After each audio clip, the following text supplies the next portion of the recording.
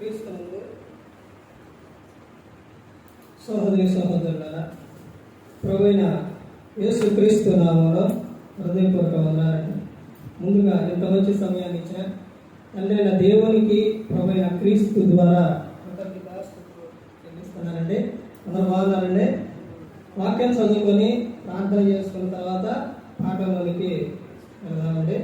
యోహాను గారు రాసిన సువార్త 15వ అధ్యాయం, యోహాను గారు రాసిన సువార్త 15వ అధ్యాయం 7వ వచనం. నా యందు మీరు మీ యందు నా మాటలు నిలిచి ఉన్న ఎడల మీకేది ఇష్టమో అడుగుడి, అది మీకు అనుగ్రహింపబడును. మీరు బహుగా ఫలించడం వలన నా తండ్రి మహిమపరచబడును. ఎందువలన మీరు నా శిష్యులగుదురు. ప్రార్థన చేస్తారు. పరలోకమందున్న మా తండ్రి, పరిశుద్ధ ప్రేమ గల తండ్రి, గొప్ప తండ్రి, యెహోవా తండ్రి, అయ్యా మీ ప్రియ కుమారుడు యేసు క్రీస్తు ప్రభువారి ద్వారా కృతజ్ఞతాస్తుతులు చెల్లిస్తున్నాము. ఆయన ఆరాధన క్రమంతట్లో మీరు నడిపించండి. వాక్యం బోధించుండగా ఈ లోక సంబంధమైన జ్ఞానంతో కాకుండా మీ జ్ఞానంతో మాట్లాడే భాగ్యం దయచేస్తారని మా ప్రభువైన యేసు క్రీస్తు నామములో వేడుకుంటున్నాం తండ్రి, ఆమేన్. ప్రభు యేసు క్రీస్తు నామములో హృదయపూర్వక వందనాలండి. దేవుని కుమారుడు యేసు క్రీస్తు ప్రభు ఈ లోకానికి వచ్చిన తర్వాత పరలోక రాజ్యం సమీపిస్తుంది కనుక మారు మనస్సు పొందమని ప్రకటింప మొదలు. భూమి మీదకి వచ్చిన ప్రతి ఒక్క మనిషి యొక్క ఆలోచన ఏంటి అని అంటే, బాగుండాలి, ఫలించాలి, అభివృద్ధి చెందాలి అని మనిషి అనుకోనే ముందే దేవుడే చెప్పింది. దేవునికి కూడా కావలసినది కూడా అదే. ఏంటి అని అంటే, ఆదిలో నుంచి దేవుడు చెప్తున్న విషయం. ఆదికాండం 1వ అధ్యాయం 26, 27 వచనాల్లో కూడా చెప్తున్న విషయం. మీరు భూమి మీద ఎలా ఉండాలంట? ఫలించి అభివృద్ధి చెందాలి. భూమి మీద దేవుడు చెప్తున్న ఒక విషయం. మీరు ఆశీర్వాదకరంగా ఉండాలి. పాఠంగా రాస్తాం. దేవుని ఆశీర్వాదములు కావాలి. దేవుని ఆశీర్వాదములు కావాలంటే ఏం చేయాలి? దేవుని ఆశీర్వాదాలు కావాలి అని అంటే ఏం చేయాలి? ఎక్కడ? ఇక్కడ. కానీ దేవుడు శాశ్వతమైన ఆశీర్వాదం ఉంచారు. ప్రతి ఒక్కరికి ఉంచారు. దేవుని ఆశీర్వాదం ఉంచారు. అపోస్తలుడైన పౌలు గారు ఎఫెసీయులకు రాసిన పత్రిక 1వ అధ్యాయం 3వ వచనం. ఎక్కడ ఉందంట ఆశీర్వాదం? పరలోకమందు. ఏ ఆశీర్వాదం? ఆత్మ సంబంధమైన ఆశీర్వాదం. భూమి మీద చేసే ప్రతి ఒక్క దానికి కూడా దేవుడు జీతం ఇస్తాడు. దేవుని నిమిత్తం నువ్వు చేసే ప్రతి ఒక్క పని కూడా వృధయి పోదు. ఆ విషయమే కొరింథీయులకు రాసిన మొదటి పత్రిక 15వ అధ్యాయం 58వ వచనంలో, ప్రభువునందు మీ ప్రయాస వ్యర్థమయ్యి పోదు. ప్రభువునందు మీరు చేసే ప్రతి ఒక్కటి కూడా వ్యర్థమై పోదు. ఈ విషయం క్రైస్తవులు కొన్ని విషయాలు పట్టుకోరండి. అన్ని జనులు వాళ్ళు మాత్రం కొన్ని విషయాలు పట్టుకుంటారు. ఎందుకనంటే ఏం కావాలి అని అంటే దేవుని ఆశీర్వాదం. మరి క్రైస్తవులకు వద్దా? ప్రతి ఒక్కటి కూడా పట్టుకుంటారు. ప్రతి ఒక్కటి కూడా విడిచిపెట్టేది ఎవరనంటే, మాకు వద్దులే, ఎందుకులే, వచ్చిద్దే, రాదులే అనుకునే విషయం ఎవరంటే క్రైస్తవులు. ఒక స్త్రీ ఇల్లాలుగా ఒక విషయం, పెద్దవాడు ఒక విషయం చెప్పారు. ఇంటిని చూసి ఇల్లాలు చూడు అని. ఒక విషయం ఏంటంటే, వాళ్ళు చేసి, అది పెద్దలు చెప్పిన సామెత అయినప్పటికీ బైబిల్ గ్రంథం బైబిల్లో చెబుతున్న విషయం అంటే, సామెతలు 31 10వ వచనం నుంచి చెబుతున్న విషయం ఎవరి గురించి చెప్తారు అక్కడ? గుణవతి అయిన భార్య లక్షణాలు, ఆమె చేసే పని, ఆమె యొక్క లక్షణాలు, ఆమె ఇంటి నిమిత్తం తీసుకునే జాగ్రత్తలు, ఆమె పిల్లలు చెప్పే విషయాలు, అవన్నీ అక్కడ విషయం చూడండి. ప్రతి ఒక్కరు కూడా వాళ్ళు ఉంటున్న గృహం, ఇల్లు అంటే ఈ లోకంలో అది ఎంత నీటిగా, ఎంత చక్కగా, శుభ్రంగా ఉంటే అంత ఇదిగా ఎలా ఉంటుందండి అక్కడ? ప్రశాంతంగా, ఆనందంగా ఉంటుంది. ఇప్పుడు ఒక విషయం చెబుతాను. ఇక్కడికి ఆరాధనకు వచ్చారు, ఊడ్చి లేదు, అంతా చికాగ్గా ఉంది. ఎక్కడేసి అక్కడే ఎక్కడ చికాకు ఉంది. వచ్చి అలా కూర్చున్న తర్వాత ఎలా ఉంటుంది? మనందరికి ఎలా ఉంటుంది? చిరాగ్గా ఉంటుంది. ఏంటిది అనిపిస్తుంది. అదే ఇదంతా కూడా నీట్గా, క్లీన్, చక్కగా చేసుకుంటే ఎలా ఉంటుంది? చాలా అలా వచ్చి కూర్చోగానే ప్రశాంతంగా ఉంటుంది. ఇదంతా ఎందుకు చెబుతున్నాను అని అంటే, భూమి మీద ప్రతి ఒక్కరూ కూడా ఎలా ఉండాలి అని అంటే, ప్రతి ఒక్క విషయాల్లో ఫలించేవారిగా ఉండాలి. పురుషుడైనా స్త్రీ అయినా ప్రతి ఒక్కరూ కూడా దేవుడు కోరుకున్న విషయం అదే. ప్రభువునందు నువ్వు చేసే ప్రతి ఒక్కటి కూడా వ్యర్థమయ్యి పోదు. ఏంటి క్రైస్తవులు వదిలేసేది, అన్ని వాడిపట్టుకునే విషయం, రెండే విషయాలండి. ఏంటో తెలుసండి? వాక్యం ఇలా వెల్లడి అవ్వంగానే అది యూట్యూబ్ ద్వారా అయినా, మైకు ద్వారా అయినా, లేకపోతే చెప్పే మాట అయినా, ఎక్కడైనా ప్రతి ఒక్కటి కూడా పట్టుకోవాలి. వీళ్ళు ఎలా వదిలేస్తారు? వీళ్ళు క్రీస్తు వారిని కింద చన్నీళ్ళు వారికి ఇస్తే వారికి ఏమొస్తుందంట? ఫలం, ప్రతిఫలం. మీ ఫలం అధికమగును అదే పట్టుకున్నారు. వీళ్ళు క్రీస్తు వారని నాకు చాలా సందర్భాల్లో, నా విషయంలోనైనా, ఇంకా చెప్పిన సేవకులు ఉన్నారు, ఆ సేవకుల విషయాల్లోనైనా కానీ ప్రతి ఒక్కరి విషయాల్లో వీళ్ళు క్రీస్తు వారు అంటే వాళ్ళు ఎలా ఆలోచిస్తారంటే, దేవుని పనివారు, దేవుని దాసులు, దేవుని దగ్గర పనిచేసేవాళ్ళు అని ఆలోచిస్తారు. వీళ్ళు క్రీస్తు వారు, సేవ చేసేవాళ్ళు అని వాళ్ళకి సేవకులు ఏమిస్తారు అంటే, ఎల్లగానే డ్రింక్స్, జ్యూసులు ఏమి హీరో అర్థమైంది. ఏమిస్తారు? మంచి నీళ్ళు,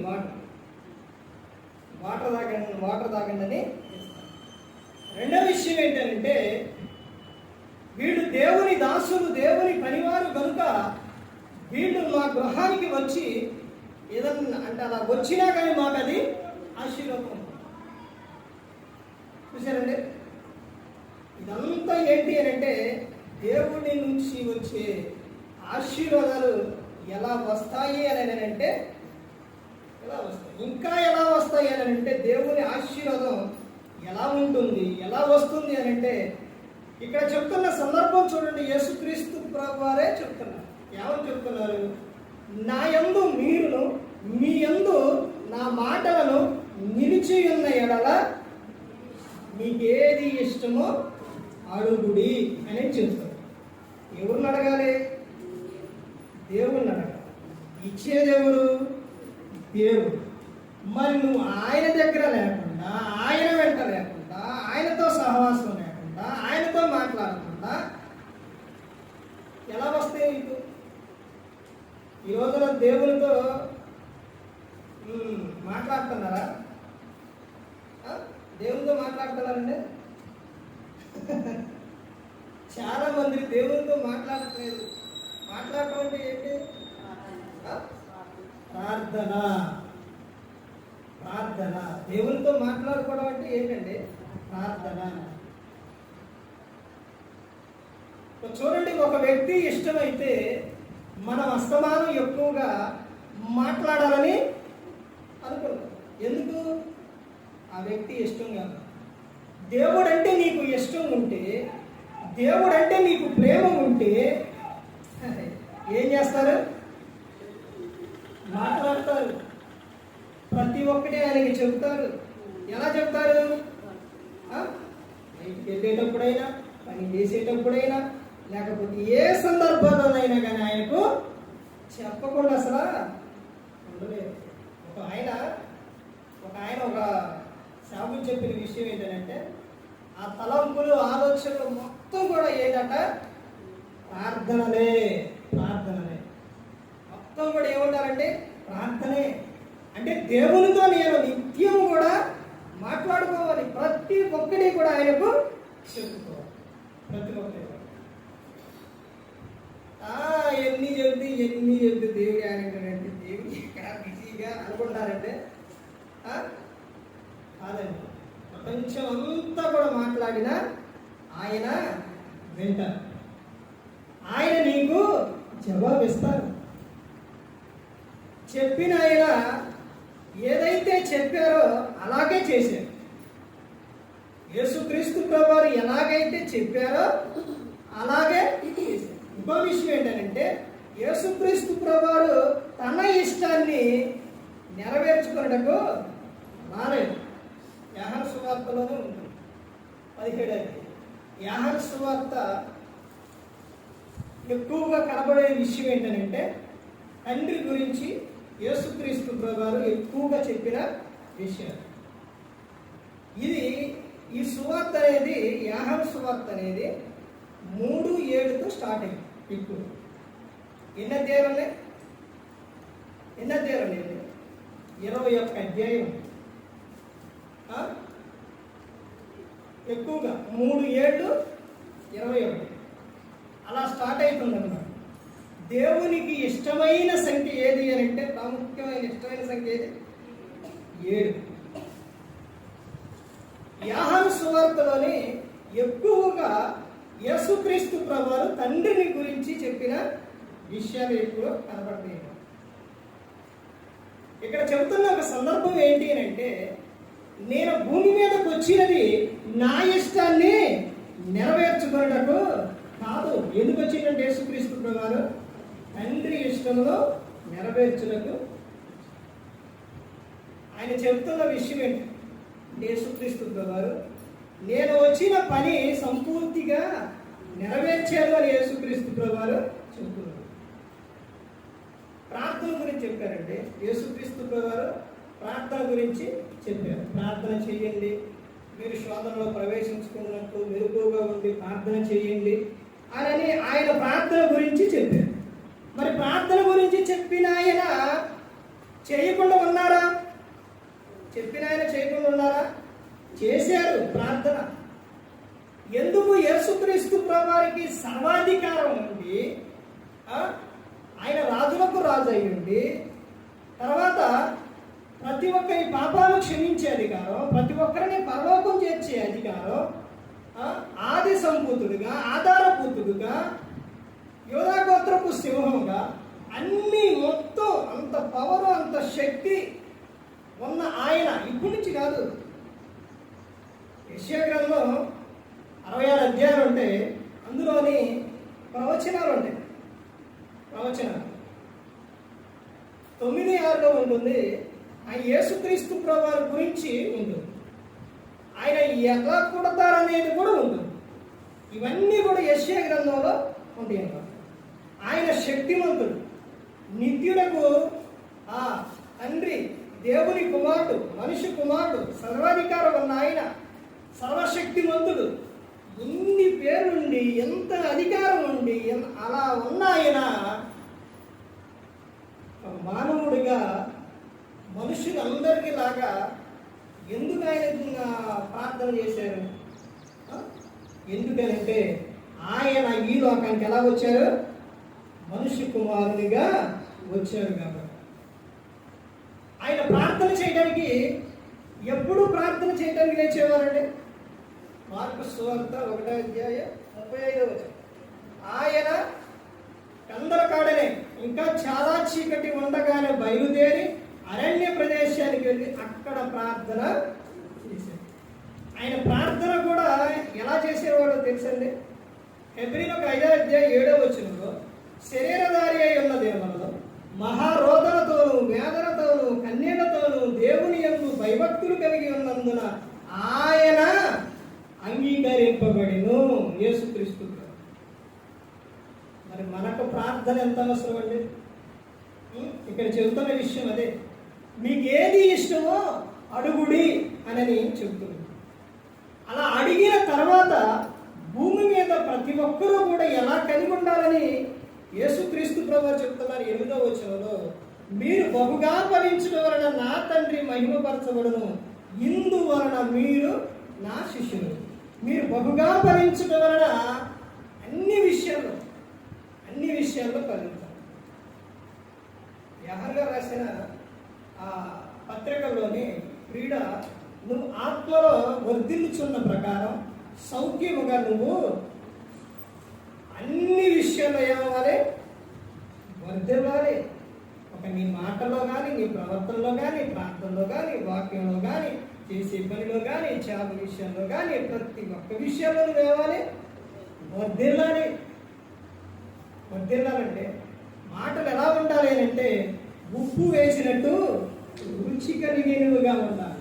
మన నోటి నుంచి కృతజ్ఞత వచనమే రావాలి కానీ బూతులైనను, పోకిరి మాటలైనను, సరసక్తులైనను అవి ఉచ్చరింపకూడదు. ఇవి మీకు తగవు అని చెప్తుంది.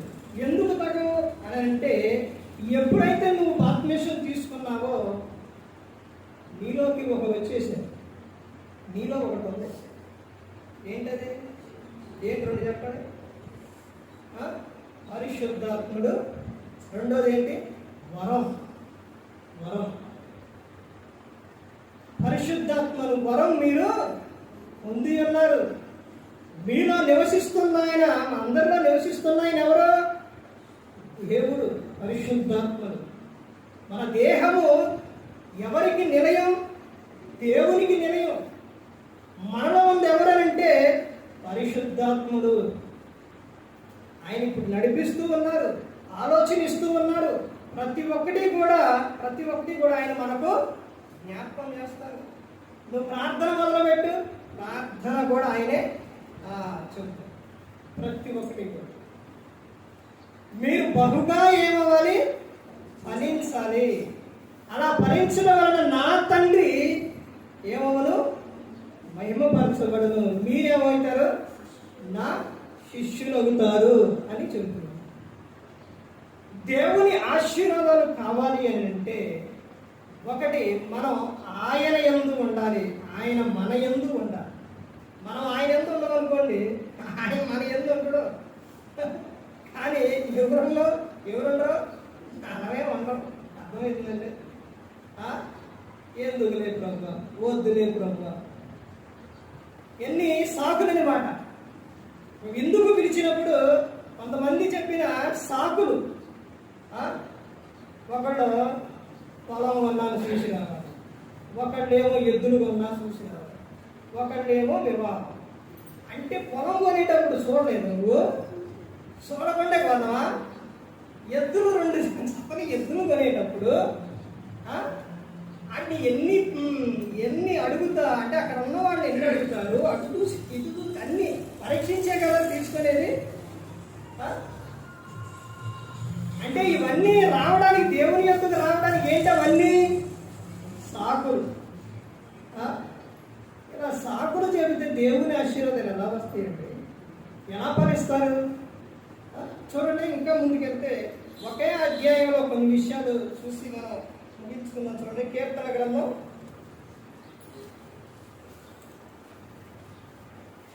91వ కీర్తన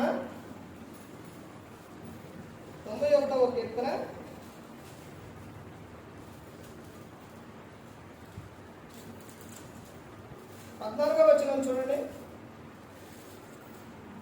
అతడు నన్ను ప్రేమించుచున్నాడు కనుక నేను అతనే తప్పించేదను. దేవుని ఆశీర్వాదం కావాలి అంటే ఇక్కడ చెబుతున్న విషయం ఏంటంటే, దేవుని నువ్వేం చేయాలంట? ప్రేమించాలి. అతడు నన్ను ప్రేమించుచున్నాడు కనుక నేను అతన్ని తప్పించేదను. అనేక విషయాల్లో అనేక ప్రమాదంలో నుంచి దేవుడు ఏం చేస్తారంట? నిన్ను తప్పిస్తాడు. అలా తప్పించాలి అని అంటే ఏం చేయాలని చెప్తున్నారు? దేవుని ప్రేమించాలి. తర్వాత వచ్చిన అతడు నా నామం ఎరిగిన వాడు కనుక నేను అతన్ని ఘనపరిచేదను. అతని నామం, అతడు నా నామం అని చెప్తాను. అంటే ఎవరి నామం? దేవుని నామం. నామం అంటే అధికారం. దేవుని యొక్క అధికారం ఎరిగిన వాడు కనుక నేను అతన్నే ఏం చేస్తాను? ఘనపరుస్తాను అని చెప్తున్నాను. తర్వాత ఆయన ఇంకా చెప్తున్న విషయం 15వ వచనంలో చూడండి. అతడు నాకు మొరపెట్టగా నేను అతనికి ఉత్తరం ఇచ్చేదను. ఎప్పుడు ఉత్తరం ఇస్తారంట? మొరపెట్టినప్పుడు. ఇర్మియా 33:3లో కూడా అదే ఉంటుంది. నాకు మొరపెట్టుము, నేను నీకు ఉత్తరం ఇచ్చాను. అదంటే ఏదన్నా బాధ కలిగినా, ఒక శ్రమ కలిగినా, ఏదైనా కానీ వెంటనే ఎవరు చెబుతారు?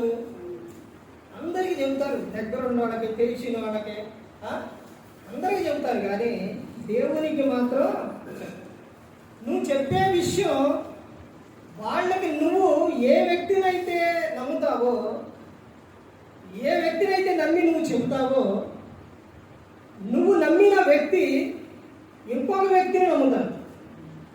అంటే నువ్వు చెప్పిన ఆ మాట వాళ్ళు ఏం చేస్తారు? ఇంకొకళ్ళకి చెబుతారు.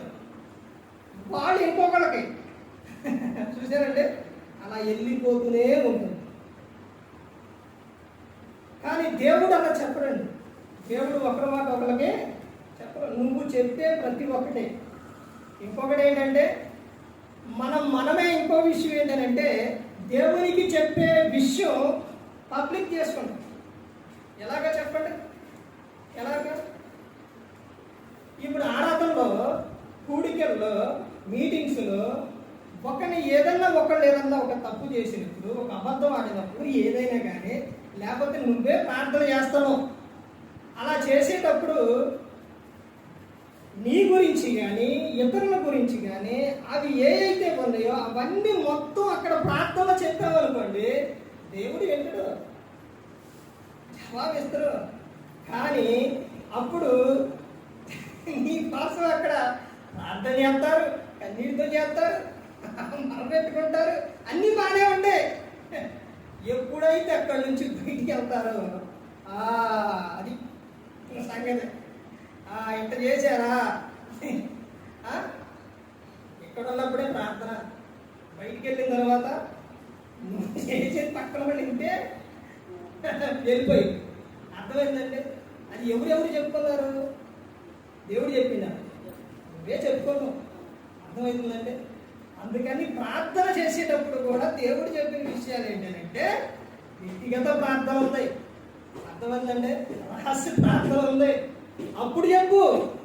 నువ్వు చేసిన ప్రతి ఒక్కటి ఏదైతే ఉందో నీకు వస్తున్న ఇంకోటి ఏంటంటే ఆలోచన కూడా, ప్రభువా నాకు ఈ ఆలోచన వస్తుంది ప్రభువా అని చెప్పిన వరకు ప్రార్థన మైకులో కానీ ప్రార్థన అందరూ ఉన్నప్పుడు ఎలా ఉంటుంది?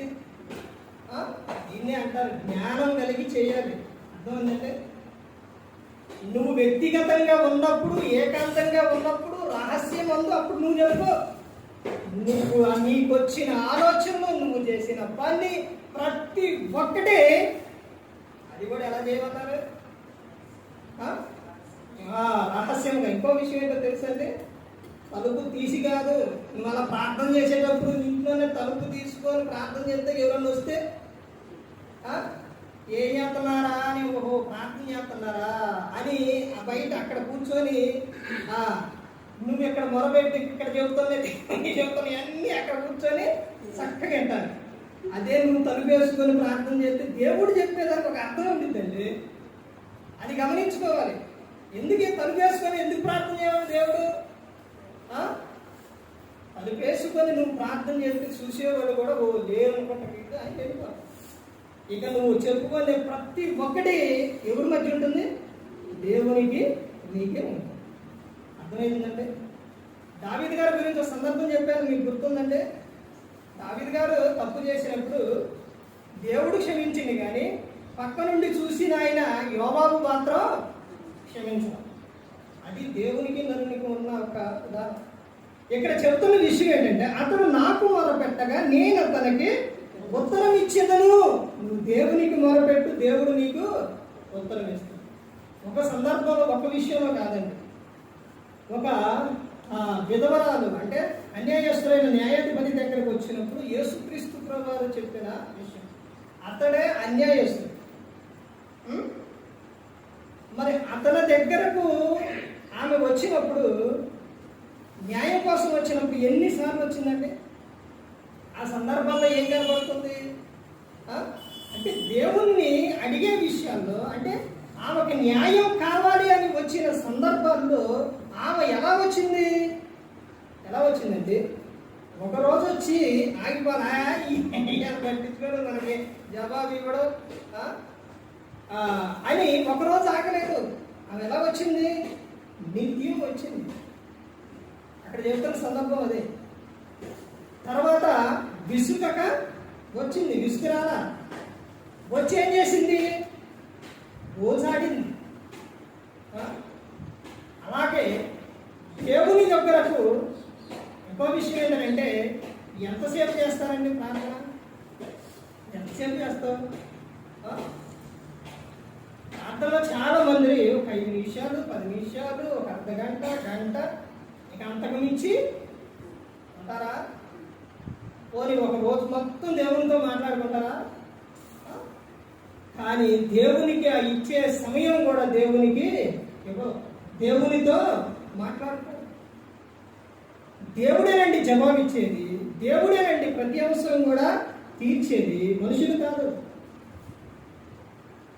తర్వాత ఇంకా చూడండి, ఇంకా ఆయన ఏమని చెబుతున్నారంటే,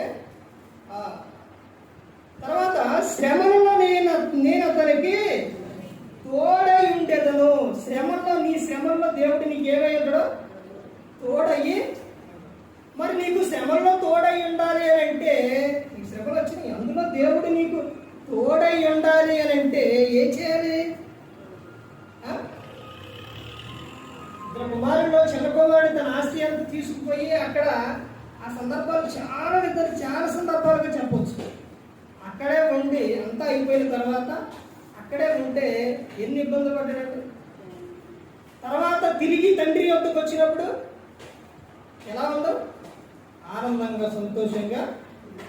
అదే దేవుని యొక్క ఉన్నప్పుడే, దేవునికి చెప్పుకున్నప్పుడే ఆయన మన శ్రమల్లో ఆయన ఏం చేస్తారో తోడయి ఉంటారు. ఎందుకనంటే యేసుక్రీస్తు ప్రభువారు ఆయనకు వచ్చిన శ్రమలు అవన్నీ కూడా ఆయన ఏం చేశారు? భరించారు, అవన్నీ ఓర్చుకున్నారు. అందుకని నీ శ్రమల్లో కూడా ఆయన నీకు ఏమై ఉంటారు? తోడై ఉంటారు. ఒక సందర్భం ఏంటంటే, నువ్వు ఏదన్నా ఒక అవసరం అయ్యి, లేకపోతే ఏదో సందర్భాల్లో నువ్వు ప్రార్థన ఒకసారి రాకపోవచ్చు, 2 సార్లు రాకపోవచ్చు. అంత మాత్రాన దేవుడిగా నా మాట వినడం, నా మొర, నా ప్రార్థన ఆలకించడం అని దేవునికి దూరం అయ్యి పోకూడదండి. అర్థమవుతుందండి? దేవుడు ఎప్పుడు కూడా విడిచిపెట్టాయన కాదు, ఎప్పుడు విడిచిపెట్టాడు. ఎటువంటి పరిస్థితిలో దేవుడు నిన్ను విడిచిపెట్టడు. మార్తా మరి తెలుసా? చాలా మంది ఈ పేర్లు కదా బైబుల్ నుంచి ఆ అధ్యాయం చెప్పకపోతే మా పేరు చెబుతున్నారు అనుకుంటారు. బైబిల్లో పేర్లు కాదండి, బైబిల్లో వాళ్ళ పేర్లు. మార్తా, మరియా. ఒకళ్ళేమో మరియేమో యేసుక్రీస్తు ప్రభువారు అలా వెళుతూ ఉంటే పిలిచి అక్కడ కూర్చోబెట్టి ఆయన దగ్గర కూర్చొని వాక్యం విని, మార్తేమో వంట చేసి.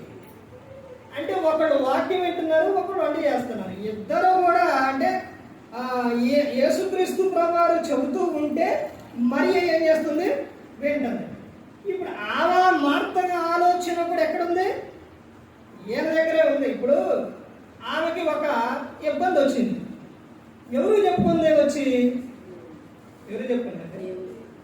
యేసుక్రీస్తు ప్రభువారికే చెప్పుకుంది. వీళ్ళిద్దరూ కూడా దేవుని యొక్క వాక్యం వినేటప్పుడు, ప్రార్థన ఉన్నప్పుడు అక్కడ వాళ్ళకి సహోదరుడు ఉన్నాడు. ఎవరు? లాజరు. ఆ అధ్యాయం మొత్తం చదవండి. ఆయన చనిపోయే వరకు కూడా లాజరు ఎక్కడన్నా యేసుక్రీస్తు రుచులు కనపడడండి, ఎక్కడా లేడు, ఎక్కడ కనపడ. ఒకవేళ ఆయన రాగానే ఈ రోజున, ఆ రోజు ఈ రోజు ఎప్పుడైనా అంతే, ఆ రోజు యేసుక్రీస్తు వారు, ఈ రోజు ఏంటంటే ఆయన సేవకులు రాగానే ఏం చేస్తారు, చాలా మంది వెళ్ళిపోతారు, ఉండరు. అర్థమవుతుందండి. ఆడ జరిగిన విషయం కూడా అంతే, ఒక్క రోజు కూడా లాజరు లేడు. ఇప్పుడు నేను తర్వాత జరిగిన విషయం ఏంటంటే అతను చనిపోదు. చనిపోయిన తర్వాత యేసుక్రీస్తు వారు, ఆ విషయం యేసుక్రీస్తు వారికి తెలిసిన తర్వాత శిష్యుడితో, ఎందుకయ్యా వెళ్ళడం, ఎప్పుడైనా ఒక్కసారైనా కానీ లాజరు ఎప్పుడైనా ఉన్నారా, ఎప్పుడైనా వాక్యం అంటాం ఎప్పుడూ లేడు కదా, ఎందుకు వెళ్ళడం అని యేసుక్రీస్తు వారు అన్నారంటే అనలేదు. ఆంటీ వెళ్దామని ఆడికి వెళ్ళిన తర్వాత వాళ్ళు ఏడుస్తూ ఉంటే ఏడు ఎప్పుడన్నా దేవుని ఎందుకు భయభక్తులు కలిగి ఉందా, ప్రార్థనలో ఉందా, వాక్యం ఏంటా, ఏది లేదు అని యేసుక్రీస్తు వారు అన్నారండి. అనలేదు. వాళ్ళు ఏడుస్తూ ఉంటే యేసు కన్నీళ్లు విడిచాడు. ఎందుకు? యేసుక్రీస్తు వారు లాజరునే లేపలేడా? లేపారా లేదా? ఒక్క మాట చెబితే లాజరు లేచిరా అంటే కట్టేసిన ఆడితో పాటు లెగిసి వచ్చింది. మరి ఎందుకు కన్నీళ్ళు విడిచారు? బాధపడుతూ ఉంటే, కన్నీళ్లు విడుస్తూ ఉంటే ఆయన చూసి ఆనందించే దేవుడు కాదండి. నువ్వు కన్నీళ్లు విడుస్తుంటే, నువ్వు బాధపడుతుంటే ఆయన బాధపడే ఆయన ఇక్కడ చెబుతున్న విషయం చూడండి. ఏమని చెప్తున్నారు? శ్రమలలో నేను అతనికి తోడయ్యి ఉంటాను అనేది చెబుతున్నాను. నీకు తోడై ఉంటారు, నీకు అండగా ఉంటారు దేవుడు. నిన్ను మాత్రం ఎప్పుడు కూడా విడిచిపెట్టాలి. తర్వాత ఇంకా అక్కడ ఏమో చెప్తున్నారంటే, అతన్ని విడిపించి అతన్ని గొప్ప చేసేదను. ఏం చేస్తారంట? విడిపించి ఆ శ్రమలన్నింటిలో నుండి నిన్ను విడిపించి ఏం చేస్తారంట? గొప్ప చేస్తారంట. దేవుడు గొప్పగా ఉండాలి. దేవుని యొక్క ఇష్టం, దేవుని యొక్క కోరికది. నువ్వు గొప్పగా ఫలించాలి. నేను నీ నోటి నిండా ఏముంచుతానని చెప్తున్నారు? నవ్వుంచుతానని చెప్తూ ఉన్నాను. ఎంత గొప్ప దేవుడు. తర్వాత ఇంకా ఆయన ఏం చెప్తున్నారు చూడండి, 16, దీర్ఘాయువు చేత అతన్ని తృప్తిపరిచేదను. ఇవన్నీ ఎప్పుడు అక్కడే చెప్తున్నారు. ఎన్నో వచ్చిన 14, అతడు నన్ను ప్రేమించుచున్నాడు. రెండోది ఏంటంటే అతడు నా నామం ఎరిగినవాడు. తర్వాత మూడోది ఏంటి? అతడు అని పెట్టాడు. మూడోది ఏంటి? అతడు నాకు మొరపెట్టాడు. ఇలా మొరపెడితే జరిగిన విషయం ఏంటి? శ్రమలలో ఆ మొరపెడితే జరిగిన విషయాలు ఏంటంటే, నేను అతనిని తప్పించేదను, తర్వాత నేను అతనిని గణపరిచేదను, తర్వాత నేను అతనికి ఉత్తరం ఇచ్చేదను. అదేంటండి, చూసారు ఎలా చెబుతున్నారు? అతడు మొరపెట్టగా, అతడు అనే పదం. తర్వాత దేవుడు ఏమని చెబుతుందో, నేను అతనికి. చూశానండి. అంటే మనం ఏదైతే చేస్తామో దేవుడు మనకి దానిని బట్టి ఏం చేస్తారో మనకి సహాయం చేస్తాం. తర్వాత ఏమో చెప్తున్నారు, దీర్ఘాయువు చేత అతనిని తృప్తిపరిచేదను, నా రక్షణ అతనికి చూపించేదను. ఇదిగో రక్షణ మార్గం. ఈ రక్షణ మార్గంలో నువ్వు నడువు. నువ్వు ఇక్కడే కాదు, ఇప్పుడే కాదు, యుగ యుగాలు తరతరాలు కూడా నువ్వు ఆనందంగా సంతోషంగా ఉండే విధంగా నేను చేస్తాను అని చెప్తాను. నేనే మార్గం, నేనే సత్యం, నేనే జీవం. నా ద్వారానే తండ్రి వద్దకు వస్తానని యేసుక్రీస్తు ప్రభువు. అంటే మీరు ఎవరి ద్వారా వస్తారు? తండ్రి వద్దకు ఎవరి ద్వారా వెళతారు? యేసుక్రీస్తు ప్రభువు ద్వారా. అందుకే కుమారుని ఏం చేయాలి? ముద్దు పెట్టుకోవాలి. కుమారుని ద్వారానే ఉంది ప్రతి ఒక్కటి కూడా. మనం ఈ లోకంలో కాదండి, జగతికి పునాది వేయబడక మునుపే క్రీస్తులో మనల్ని ఏర్పరచుకున్నారు. దేవుడు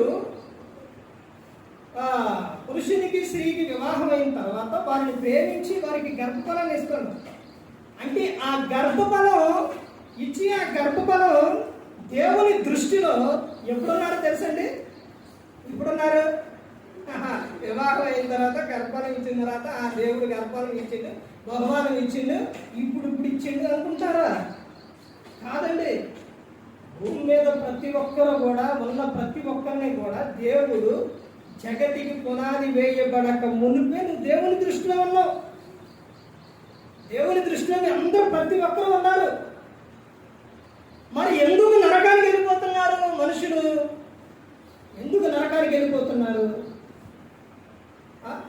తన స్వరూపంతో చేసుకుంటూ, తన కోరికతో చేసుకుంటూ, నిన్ను గణపరిచేదను, గొప్పపరిచేదను, గొప్ప చేసేదను, నిన్ను ఎరిగేదను, అవన్నీ నిన్ను ప్రేమిస్తున్నాను ఇన్ని చెప్పిన ఆయన మరి నరకం చేశారుగా. నరకం ఎలా ఉంటుంది? అజ్ఞానద పురుగు చాలు. మరి ఇన్ని చేసిన ఆయన, ఎంత ప్రేమించిన ఆయన,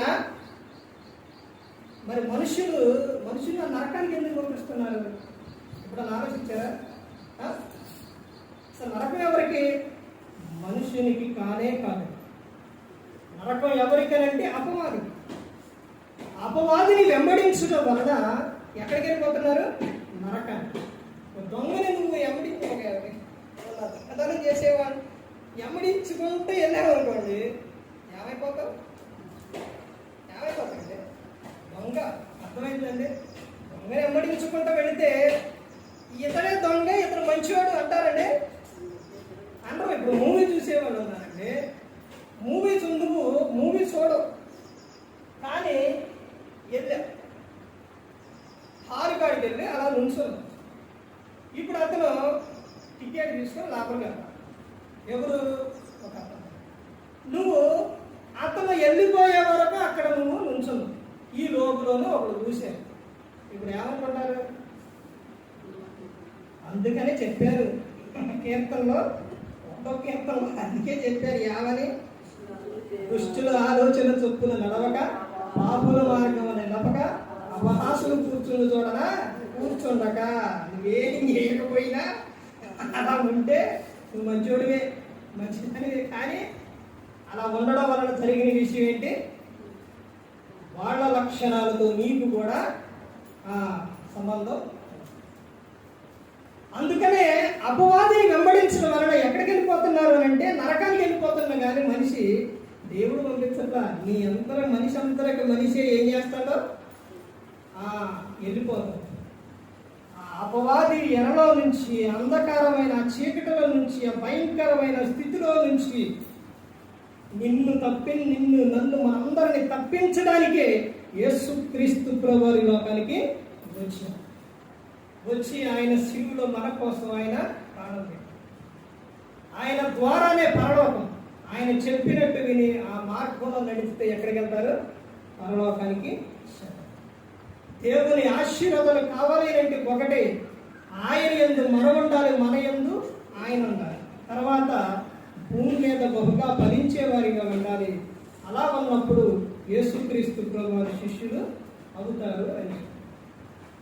ఒకటేనండి, నువ్వు దేవుని ప్రేమిస్తే, దేవుని అధికారానికి నువ్వు లోబడితే, దేవునికి నువ్వు మొరపెట్టుకుంటే దేవుని ఆశీర్వాదాలు ఏంటంటే, అతడు నన్ను ప్రేమించున్నాడు కనుక నేను అతనిని తప్పించదును, అతడు నా నామం ఎరిగిన వాడు కనుక నేను అతన్ని గణపరిచెదను, అతడు నాకు మొదపెట్టగా నేను అతనికి ఉత్తరం ఇచ్చేదను, అతని శ్రమలలో తోడై ఉండేదను, అతన్ని విడిపించి అతని గొప్ప చేసేదను, అతనికి దీర్ఘాయువునిచ్చి తృప్తిపరిచేదను, అతనికి నా రక్షణ చూపించదు. ఇవ్వండి, అంతకంటే ఏం కావాలండి? ఒకటి, మనం చేసేదానిని బట్టే.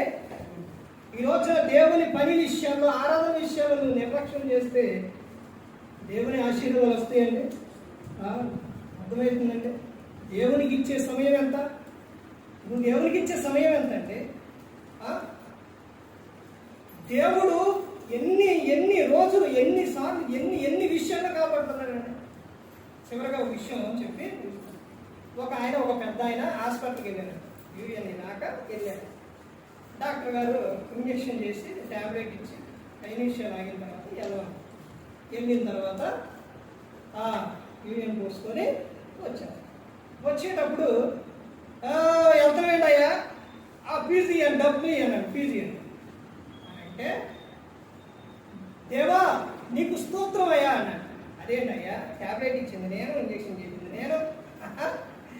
స్తోత్రం చదువు అన్నాడు. అని అంటే, అయ్యా నేను పుట్టిన కాడి నుంచి ఎన్నోసార్లు ఎన్నేళ్ళే కానీ దేవునికి ఎప్పుడు డబ్బులు కట్టలేదయ్యా. అర్థమైందండి? పీల్చే గాలికి డబ్బు, తాగే నేలకి, తినే ఆహారానికి, ప్రతి ఒక్క దానికి కడుతూ ఉంటే ఇప్పుడు ఎంతైతే ఒకసారి ఆలోచించండి. దేవుడికి ఎంత ఇవ్వాలి? కానీ దేవుడు అన్ని సమస్తాన్ని ఏం చేసిండు? కరోనా టైంలో గాలి కావాల్సి కొనుక్కొని పెట్టుకుంటే ఎంత అయిందండి? లక్షల ఎంత డబ్బు. కానీ దేవుడు గాలిని ఎలా ఇచ్చిండు? ఫ్రీగా ఇచ్చిండు. ఈ గాలిని పీల్చు, ఎత్తు, తర్వాత అన్ని ప్రతి ఒక్కటి కూడా మొత్తం పగలే ఉంటే మనిషి పరిస్థితి ఎలా ఉంటుంది? మొత్తం రాత్రి అయితే ఎలా ఉంటుంది? కానీ పగలిచ్చి తర్వాత నువ్వు రెస్ట్ తీసుకోవడానికి రాత్రిని ఇచ్చిండు. ఎంత ప్రేమ కలిగిన ఆయన చూసారు. అందుకని ఆయన ప్రేమల నుంచి వేరయ్యి దూరం అయిపోతే చాలా ప్రమాదం. ఎలాగో తెలుసండి, ఎక్కడ నీకు ఆనందం ఉండదో లోకం విడిస్తే అక్కడ కూడా, ఈ లోకం విడిస్తే అక్కడ ఆనందం. అందుకని దేవునికి మొరపెట్టుకొని, దేవుని యందు ఉండి, దేవుని హత్తుకొని ప్రతి ఒక్కటి ఆయనకి చెప్పుకున్నప్పుడు దేవుడు నీ ప్రతి అవసరం తీరుస్తూ ఆయన నీకు తోడైన సంవత్సరాలు తర్వాత నీ ఎక్కడ లోకంలో క్యాలెండరు, ఆ సంవత్సరాలు తర్వాత వయసు, నీ సంవత్సరాలు, ఇవన్నీ కూడా దేవుడు ఇస్తూనే ఉన్నారు, కాపాడుతూనే ఉన్నారు. అందుకని ప్రతి ఒక్కరు కూడా గమనించుకొని, ప్రతి ఒక్కరు కూడా తెలుసుకోవాలని, ఏ ఒక్కరు కూడా నశించి నరకానికి వెళ్ళిపోవాలి. యేసుక్రీస్తు ప్రభువు ఈ లోకానికి వచ్చి మనందరి పరిస్థితుల్లో తన ప్రాణాన్ని పెట్టారు. మరి ఈ విధంగా నిలబెట్టి మాట్లాడించిన తండ్రి దేవునికి కృతజ్ఞతాస్తుతులు చెల్లిస్తూ, ఇంతవరకు శ్రద్ధగా ఉన్న మీకు ప్రభు పెట్టిన అమృతపూర్వక వందనాలు చెల్లిస్తూ ఈ మాటలు అందరికీ